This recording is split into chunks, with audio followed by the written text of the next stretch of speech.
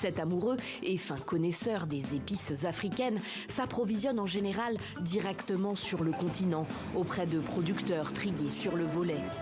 Mais parfois, Pierre Siewé vient faire quelques emplettes à Châteaurouge, le quartier de la capitale française où la diaspora africaine est très implantée.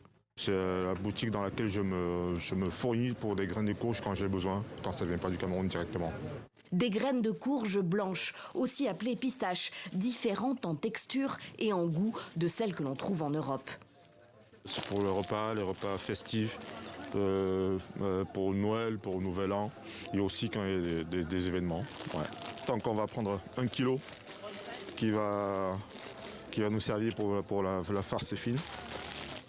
Une farce fine, aux saveurs d'Afrique centrale pour garnir une volaille de Bresse, un produit haut de gamme et typiquement français que Pierre Siewé propose aux clients de son restaurant en cette période de fête.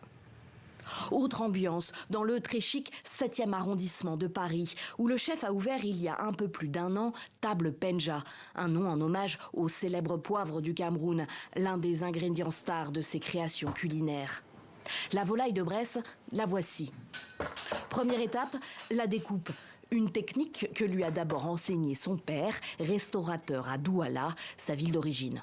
Mon père, je l'ai vu longtemps faire ces gestes-là, donc j'ai appris une partie de ces gestes avec lui. Et après aussi le gros, je l'ai appris avec mes chefs, mes anciens chefs, et aussi à l'école Ferrandi. C'est une école qui est basée à Paris, qui a formé beaucoup de cuisiniers et qui pour moi aujourd'hui, un peu la référence, quoi. Deuxième étape, la préparation de la farce, composée de graines de courge mixées, de choux émincés, de 3 œufs et d'un peu de bouillon de poule.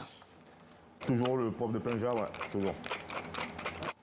La farce vient garnir les cuisses désossées de la volaille, puis roulée et cuite à basse température, à la vapeur, pendant 1 heure environ. Elles seront accompagnées d'un autre classique de la gastronomie française, la sauce poulette, mais relevée au citron vert, et de quelques légumes de saison. Là, on est sur un petit condiment, c'est de l'ail blanchi 5 fois, et après on rajoute la poudre de baobab pour apporter un peu ce côté acide qui est différent du jus de citron. Ça vient précisément du Sénégal. Enfin, l'étape préférée du chef, le dressage, où il s'agit de composer l'assiette de la manière la plus appétissante possible. La cuisine de Pierre Siewé surprend par ses notes épicées africaines, méconnues, voire dédaignées en France, sans dérouter complètement. On va chercher un peu partout en Afrique, en Afrique de l'Ouest, en Afrique centrale et au Nord, en Afrique du Nord. Donc on va chercher les épices et on va l'associer avec la cuisine traditionnelle française. Donc du coup, c'est qui pour moi vaut de dire que c'est plutôt une cuisine de métissage. Il y a vraiment ce côté métissage dans l'ensemble de ce que je vais faire, dans le lieu, dans l'assiette et dans la clientèle qui vient manger. Sa clientèle, parfois célèbre, il tente aussi de la sensibiliser à ces odeurs et saveurs du continent en lui faisant sentir des échantillons d'épices en cours de repas.